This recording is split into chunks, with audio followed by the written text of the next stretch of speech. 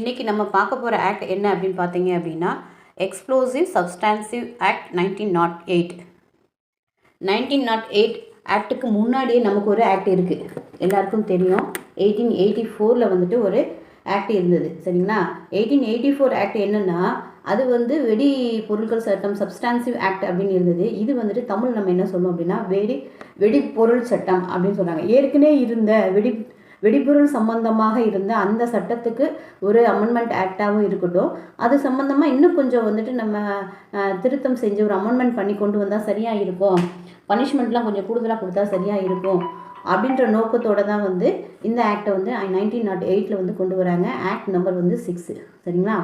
இது எப்போ நடைமுறைக்கு வருது அப்படின்னு பார்த்தா 8 ஜூன் 1908, 8/6/1908 தான் கமன்ஸ்மெண்ட் ஆகி நமக்கு வருது. இது ஒரு சென்ட்ரல் ஆக்ட். ஸோ ஹோல் இந்தியாவுக்கும் இது பொருந்தும், சரிங்களா. ஃபஸ்ட்டு செக்ஷனே சொல்கிறது என்னென்னா இது ஹோல் இந்தியாவுக்கும் பொருந்தும் அப்படின்னு சொல்லியிருக்காங்க. ஹோல் இந்தியா அப்படின்னு சொன்னால் அதில் இங்கே இருக்கவங்களுக்கு மட்டும்தான் பொருந்துமானா இல்லை, ஒரு இந்தியன் சிட்டிசனாக இருக்கக்கூடிய ஒரு நபர் வேர்ல்டில் எங்கே இருந்தாலும் இந்த ஆக்ட் பொருந்தும். ஏன்னா நம்ம வெளியில் இருந்து இந்த எக்ஸ்ப்ளோசிவ் சம்மந்தமாக, இந்த வெடிமருந்து சம்மந்தமாக ஏதோ ஒரு வேலை பார்த்துருக்காங்க அப்படின்னா அவங்களுக்கும் அது பொருந்தும். அப்போ நம்ம இந்தியாவுக்குள்ளே இருந்தாலும் சரி, இந்தியாவுக்கு வெளியே அவங்க இருந்தாலும், இந்தியன் சிட்டிசனாக இருந்தாங்க அப்படின்னாலே இந்த ஆக்ட் அவங்களுக்கு வரும். இந்த ஆக்ட் படி அவங்க மேலே நடவடிக்கை எடுக்கலாம் அப்படின்றத முதல் செக்ஷனில் சொல்லியிருக்காங்க. செகண்ட் செக்ஷன்ஸ் டெஃபினிஷன் தான். டெஃபினிஷனில் நமக்கு சொன்னது ஒரே ஒரு விஷயம் மட்டும் சொல்லியிருக்காங்க. என்ன சொல்லியிருக்காங்கன்னா எக்ஸ்ப்ளோசிவ் சப்ஸ்டான்ஸ், வெடிப்பொருள் அப்படின்னா என்ன அப்படின்னு. ஏன்னா இருந்த ஆக்டில் அதுக்கான தெளிவான விளக்கம் இருக்காது. ஸோ இதில் வெடிபொருளுக்கான ஒரு எக்ஸ்ப்ளனேஷனை கொடுத்துருக்காங்க. இந்த வெடிபொருளுக்கான எக்ஸ்ப்ளனேஷனில் நம்ம சிம்பிளாக புரிஞ்சுக்கணும் அப்படின்னா இதை 2 வகையாக பிரிக்கிறாங்க, சரிங்களா. 2 வகையில் காமன் கேட்டகரி, ஸ்பெஷல் கேட்டகரி. சாதாரண வகையான ஒரு வெடிப்பொருள், சிறப்பு வகையான வெடிப்பொருள் அப்படின்னு சொல்லி பிரிக்கிறாங்க, சரிங்களா.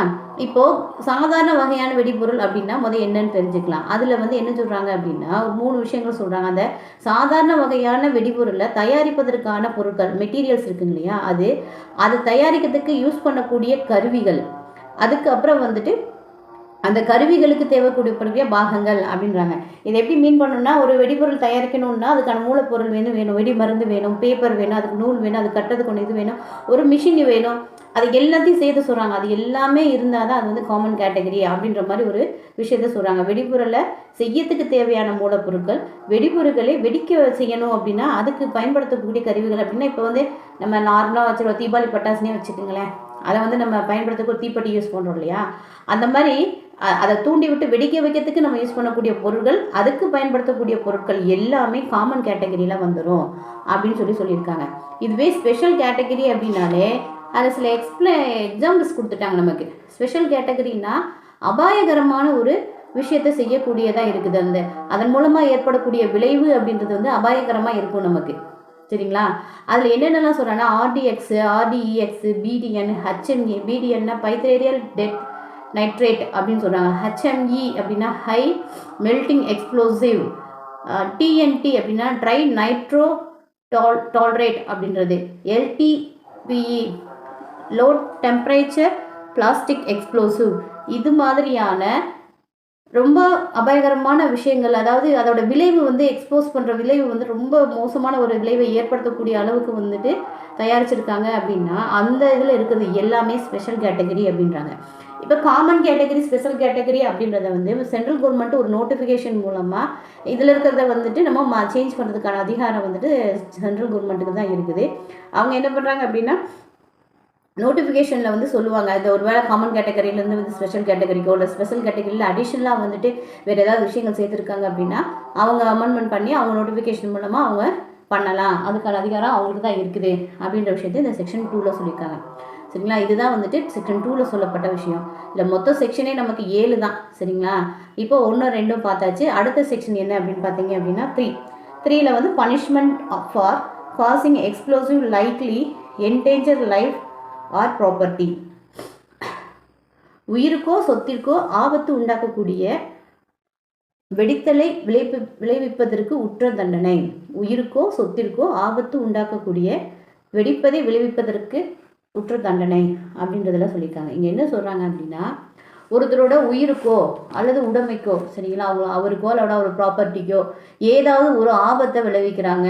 எப்படி விளைவிக்கிறாங்க அப்படின்னு பார்த்தா, சட்டத்திற்கு புறம்பாக ஒரு விரோத எண்ணத்தோட அந்த வெடிமருந்து பொருட்கள் இருக்குங்க இல்லையா, நம்ம மேலே சொன்ன காமனாக இருக்கட்டும் ஸ்பெஷலாக இருக்கட்டும் எனி கேட்டகரியில் ஒரு வெடிப்பை ஏற்படுத்துகிறாங்க, ஒரு எக்ஸ்ப்ளோசிவை ஏற்படுத்துகிறாங்க அப்படின்போது அந்த வெடிப்பை ஏற்படுத்தும் போது அவங்களோட உயிருக்கோ இல்லை அவரோட உடைமைக்கோ ஒரு நஷ்டம் ஏற்படுது. அதாவது உயிரை இறந்து போகிறாங்க, அவங்களோட ப்ராப்பர்ட்டி டேமேஜ் ஆகுது, ப்ராப்பர்ட்டியில் மொத்தமாகவே அழியக்கூடிய சூழ்நிலைக்கு போயிடுது, இல்லை அவருக்கு ஒரு காயம் ஏற்பட்டிருக்கலாம்.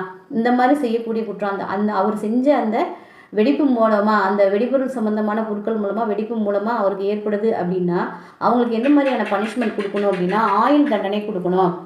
அப்படி இல்லைன்னா not less than 10 years plus fine அப்படின்ற விஷயத்த சொல்லியிருக்காங்க. இது சாதாரண வகையாக இருந்ததுன்னா, காமன் கேட்டகரியில் நீங்கள் ஒரு வெடிப்பொருளில் நீங்கள் வச்சு அந்த வெடிப்பை ஏற்படுத்துவது மூலமாக அவரோட உயிருக்கோ உடமைக்கோ ப்ராப்பர்ட்டிக்கோ இல்லை அவரோட லைஃபுக்கோ ஏதாவது ஒரு அஃபெக்ட் ஆகுது அப்படின்னா not less than 10 years to life இம்ப்ரிஸ்மெண்ட் plus fine அப்படின்ற விஷயத்த சொல்லியிருக்காங்க. அதுவே ஸ்பெஷல் கேட்டகரியாக இருந்தது, ஆர்டிஎக்ஸ், எல்டிபி, ஹெச்எம்இ, பிடிஎன் இந்த மாதிரி இருக்கக்கூடிய ஒரு விஷயத்த நீங்கள் யூஸ் பண்ணி செய்கிறீங்க அப்படின்னா அதனால் ஒருத்தரோட லைஃபுக்கோ ப்ராப்பர்ட்டிக்கோ ஏதாவது ப்ராப்ளம் ஆகுது அப்படின்னா அவங்களுக்கு மரண தண்டனை கொடுக்கணும். அதோடு சேர்ந்து அது கடுங்காவல் ஆயுள் சிறை தண்டனையாக இருக்கணும். அப்போ டெத் பனிஷ்மெண்ட் இருக்குது, ரிக்ரெஸ் பனிஷ்மெண்ட் கொடுக்குறாங்க, லைஃப் இம்ப்ரிஸ்மெண்ட் கொடுக்குறாங்க அப்படின்னா அந்த லைஃப் இம்ப்ரிஸ்மெண்ட் எப்படி இருக்கணும், ரிக்ரெஸ் பனிஷ்மெண்ட்டாக இருக்கணும். சாதாரண சிறை தண்டனையாக இருக்கக்கூடாது, கடுங்காவல் சிறை தண்டனையாக இருக்கணும். அதோடு சேர்த்து ஃபைனும் நம்ம போடணும் அப்படின்ற விஷயத்த சொல்லி தான் செக்ஷன் 3ல் சொல்லியிருக்காங்க. இங்கே இது அமெண்ட்மெண்ட் மூலமாக நமக்கு சேர்த்தாங்க சரிங்களா. சில விஷயங்கள் காமனாக இருக்குது ஸ்பெஷலாக இருக்குது அப்படின்னும் போது அதுக்கு ரெண்டுக்கும் தனித்தனியாக நமக்கு பனிஷ்மெண்ட்டு ஒவ்வொரு செக்ஷன்லையுமே சொல்லியிருக்காங்க. நெக்ஸ்ட் செக்ஷன் என்ன அப்படின்னு பார்த்தீங்கன்னா section 4 punishment for attempt to cause explosion or for making or keeping explosive with intent to endanger life or property. வெடித்தலை விளைவிக்க முயல்வதற்கு அல்லது உயிருக்கு அல்லது சொத்து ஆபத்தை உண்டாக்கும் உட்கருத்துடன் வெடிமருந்து பொருளை செய்வதற்கு அல்லது வைத்திருப்பதற்கு உற்ற தண்டனை அப்படின்னு சொல்லியிருக்காங்க. அப்போ இதை நமக்கு அதில் பார்த்தாலே தெரிஞ்சுதா என்னென்ன சொல்லியிருக்காங்க அப்படின்னு.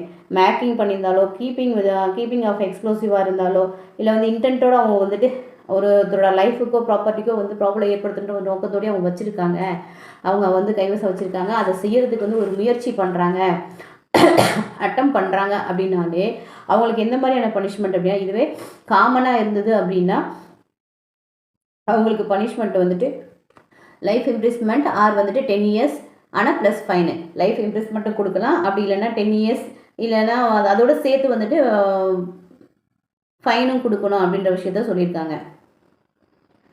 அதுவே ஸ்பெஷல் எக்ஸ்ப்ளோசிவாக இருக்குது, ஸ்பெஷல் கேட்டகரியில் இருக்கக்கூடிய அதை வச்சு சப்ஸ்டன்ஸ் பண்ணுறாங்க அப்படின்னா அவங்களுக்கு ரிக்ரெஸ் இம்ப்ரீஸ்மெண்ட் கொடுக்கணும். ரிக்ரெஸ் இம்ப்ரீஸ்மெண்ட் எப்படின்னா which may extend to 10 years and also be fine சரிங்களா. அதே 10 ஆண்டுகள் தண்டனை நம்ம கொடுக்க சொல்லியிருக்காங்க. ஆனால் அது ரிக்ரெஸ் பனிஷ்மெண்ட்டாக இருக்கணும் அப்படின்ற விஷயத்த சொல்லியிருக்காங்க. ஸ்பெஷலாக இருந்தது அப்படின்னா ரிக்ரெஸ் அப்படின்றது இதில் நம்ம ஞாபகம் வச்சுக்கணும். இது செக்ஷன் 4. அப்போ 3ல் பனிஷ்மெண்ட் சொல்லியிருக்காங்க, 4ல் அட்டம் பண்ணால் அதுக்கான பனிஷ்மெண்ட் என்ன அப்படின்ற விஷயம் சொல்லுவாங்க. இதிலே அவங்க கையில் பொசிஷனில் வச்சுருக்காங்க, எதுக்காக இவங்க பண்ணுறதுக்காக வச்சுருக்காங்க செஞ்சுருக்காங்கிற விஷயத்தெல்லாம் தெரிஞ்சே இதில் வச்சுருந்தாலும் அது முயற்சி அட்டம் பண்ணுறதுக்கான ஒரு செயலாக தான் அங்கே எடுத்துக்குவாங்க. அந்த பொருளை வச்சுருக்கேன் இல்லை நான் யாரையும் யாருக்கும் பாதிப்பு ஏற்படுத்துறதுக்காகவோ இல்லை ஒருத்தரோட ப்ராப்பர்ட்டியை மோசடி அழிக்கிறதுக்காகவோ இந்த இது கிடையாது அப்படின்லாம் நம்ம சொல்ல முடியாது. நீங்கள் இந்த மாதிரி ஒரு பொருளை வச்சுருக்கீங்க, காரணமே இல்லாமல் வச்சுருந்தாலுமே நீங்கள் ஏதோ ஒரு பொருளை அழிக்கிறதுக்காக தான் இதை நீங்கள் வச்சுருக்கீங்கன்னு சொல்லி அவங்க ப்ரெசம்ஷன் எடுத்துக்கலாம் அப்படின்றாங்க. 5 என்ன சொல்கிறாங்க அப்படின்னா அது சம்மந்தமான ஒரு விஷயத்தை தான் அதில் சொல்கிறாங்க. என்ன சொல்கிறாங்க அப்படின்னா punishment for making or possession explosive under suspicious circumstances சந்தேகப்படக்கூடிய விஷயங்கள் இதுனா ஐயப்பாடான சூழ்நிலைகளில் வெடிபொருள்களை செய்வதற்குற்ற அல்லது உடமையில் கொண்டிருப்பதற்கான தண்டனை. அதாவது வெடிபொருள் சம்பந்தமாக வெடிமருந்துகளை தயாரிப்பது சம்பந்தமான அந்த பொருட்களை நீங்கள் வச்சுருக்கீங்க, இல்லை அந்த வெடிபொருளவே செஞ்சு வச்சுருக்கீங்க அப்படின்னா நீங்கள் எந்த மாதிரியான எக்ஸ்ப்ளனேஷன் கொடுத்துருந்தாலுமே அவங்க என்ன சொல்கிறாங்கன்னா அதை நீங்கள் யூஸ் பண்ணுறதுக்காக தான் வச்சுருக்கீங்க அப்படின்றது இவங்களுக்கு ஒரு டவுட் வந்துருச்சு. ரீசனபிள் அவங்க சொல்லக்கூடிய விஷயம் ரீசனபிளாக இல்லை, இது சட்டப்படியான நோக்கத்திற்காக அவங்க வச்சுக்கல, ஒரு நியாயமான ஒரு காரணமாக அவங்க சொல்லலை அப்படின்னா அதை தயாரிச்சிருந்தாலும் சரியாக இல்லை அவரோட பொசிஷனில் வச்சுருந்தாலும் சரி, அவங்க வந்துட்டு சட்டத்துக்கு புறம்பாக ஒரு வேலையை செய்கிறதுக்காக தான் வச்சுருக்காங்க அப்படின்றத வந்துட்டு ப்ரெசம்ஷன் எடுத்துக்கிறோம். அப்படி இருக்கவங்களுக்கு எப்படி பனிஷ்மெண்ட்னா 14 ஆண்டுகள் வரை நீடிக்க. சாரி, இங்கிலீஷில் வந்து 10 இயர்ஸ்ன்னு போட்டிருக்காங்க, தமிழ் புக்கில் வந்துட்டு 14 இயர்ஸ்ன்னு போட்டிருக்காங்க. அது நம்ம இங்கிலீஷே எடுத்துக்கலாம் சரிங்களா. இங்கிலீஷ் இதில் வந்து உங்களுக்கு நான் நம்ம குரூப்பில் வந்து ஃபார்வர்ட் பண்ணி விட்றேன். அதில் என்ன சொல்கிறாங்க அப்படின்னா, பனிஷ்மெண்ட் அப்படின்னு பார்த்தோம் அப்படின்னா செக்ஷன் 6க்கு வந்துட்டு 10 ஆண்டுகள் வரை அப்படின்ற விஷயத்த வந்து சொல்லியிருக்காங்க. சாரி, செக்ஷன் 5க்கு சரிங்களா. அடுத்தது வந்து செக்ஷன் 6 என்ன சொல்கிறாங்க அப்படின்னா, பனிஷ்மெண்ட் ஃபார் அப்பேட்டர்ஸ். அப்பேட்டர்ஸ் அப்படின்னா குற்ற உடந்தையாக இருக்காங்க இல்லைங்களா, அவங்களுக்கு என்னென்னா ஆல்ரெடி எந்த குற்றத்துக்கு அவங்க உடந்தையாக இருந்திருக்காங்களோ அந்த குற்றத்தோட தண்டனையை அப்படி கொடுப்பாங்க. இப்போ செக்ஷன் 3 இருக்கட்டும், 4 இருக்கட்டும், 5 இருக்கட்டும், இந்த 3ல் எந்த ஒரு விஷயத்துக்கு அவங்க வந்துட்டு அதை தூண்டி விடுறதுக்காக இருக்காங்க அப்படின்னா அந்த தண்டனைக்குரிய பனிஷ்மெண்ட் வந்துட்டு இவங்களுக்கு அது கிடைக்கும் அப்படின்ற விஷயத்த சொல்கிறாங்க. செக்ஷன் 7ல் வந்துட்டு இந்த வந்துட்டு எந்த ஒரு கோர்ட்டும் வந்துட்டு சென்ட்ரல் கவர்மெண்ட்டோட பனிஷ்மெண்ட் இல்லாமல் நம்ம பண்ண முடியாது அப்படின்னு இருந்தது. 2002 அமெண்ட்மெண்ட் மூலமாக டிஸ்ட்ரிக்ட் மேஜிஸ்ட்ரேட்டிட்ட பர்மிஷன் வாங்கிட்டு பண்ணணும். அது எப்போ வந்தது அப்படின்னா 1/2/2002க்கு பிறகு வந்துட்டு மாவட்ட நடுவரிடம் தான் வந்துட்டு பர்மிஷன் வாங்கணும். இது இந்த சம்மந்தமாக நம்ம சென்ட்ரல் ஆக்டில் இந்த ஆக்டை கொண்டு வந்துட்டாங்கன்னு வச்சுங்களேன். இப்போலாம் இந்த ஆக்ட் உள்ள ஒரு இடத்துல வெடிச்சிருக்கு செஞ்சுருக்கு அப்படின்னும் போது அவங்ககிட்ட இந்த மாதிரி ஒரு காமன் கேட்டகரியிலையோ இல்லை ஸ்பெஷல் கேட்டகரியிலையோ ஒரு பொருள் இருந்து தான் வெடிச்சிருக்கு அப்படின்னாலே இந்த செக்ஷனை வந்துட்டு சேர்த்துடுவாங்க. இந்த செக்ஷனை ஆட் பண்ணி ஒரு எஃப்ஐஆர் ஆயிடுச்சு அப்படின்னா அவங்க வந்து எஃப்ஐஆர் போட்டுக்கலாம். ஆனால் பிஃபோர் ட்ரையலுக்கு முன்னாடி என்ன பண்ணணும் அப்படின்னா, இந்த மாதிரி ஒரு கேஸ் ஃபைல் பண்ணியிருக்கோம், இதை நாங்கள் ட்ரையல் பண்ண போகிறோம் அப்படின்னு சொல்லிட்டு முன்னாடி வந்து மத்திய அரசிட்ட வாங்கணும் அப்படின்னு இருந்தது. இப்போ 1/2/2002க்கு அப்புறம் வந்து டிஸ்ட்ரிக்ட் மேஜிஸ்ட்ரேட்டுக்கிட்ட ஒரு பர்மிஷன் வாங்கிட்டு அதுக்கப்புறம் தான் வந்து கோர்ட்டில் வந்து ட்ரையல் ஸ்டார்ட் ஆகும் அப்படின்ற விஷயத்தை வந்து சொல்லியிருக்காங்க. இதில் மொத்தமே 7 செக்ஷன்ஸ் தான். நம்ம அடுத்து வந்துட்டு 1884 செக்ஷன் வந்து அடுத்து வரதில் வந்துட்டு நம்ம பார்க்கலாம்.